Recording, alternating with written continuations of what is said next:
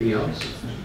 Deputy Mayor May. Yes, I did want to make a comment with regards to the so-called hotel aspect. Although I do that quotation because I don't see this project as even a quasi hotel. I just don't see it because of the amenities it won't have as a hotel.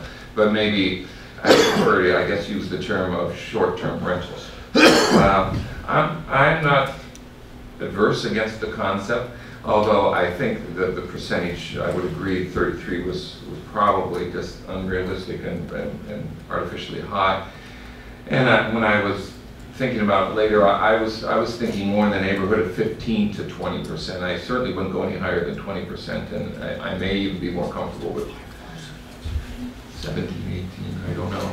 But just to make sure that it's clearly the main focus is nothing even closely resembling that. I think if we want to go the route of a boutique hotel someday, if a proposal comes, all right, let's look at that as it is. But I don't think that kind of a hybrid is what we're looking at here, and I don't. I think the more it slips in that direction, I think the less attractive it is to me as a concept.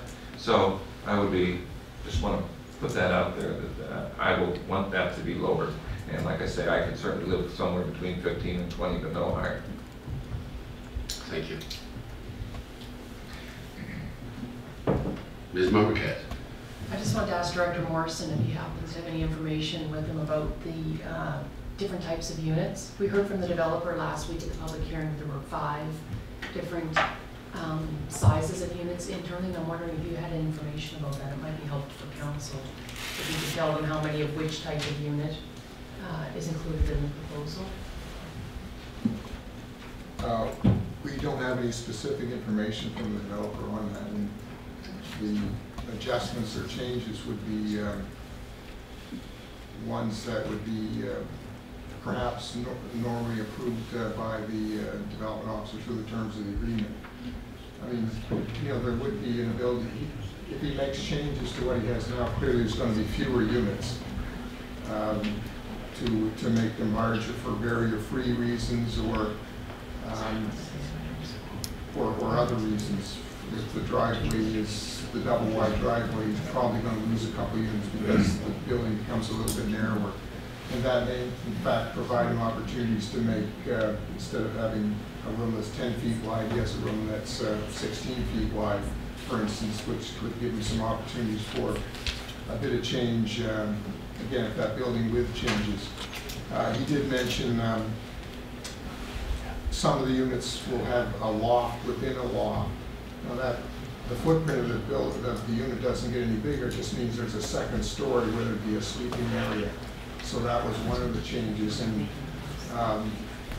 that could happen on those developers here, but I think there's about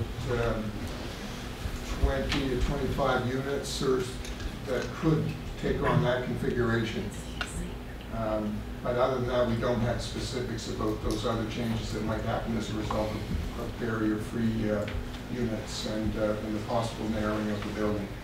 Okay, I was just recalling actually his response to, it was a question from Councillor Donovan around wanting to know if there were bigger units than just 10 by 22. I think the one we put up on the screen at the meeting last week was 10 by 22. And the developer said that in response to Councillor Donovan's question that there were actually 5 different room types and the 10 by 22 was the standard one, but there were additional ones as well. So I don't know, I hear that he's here and maybe he has answered that question.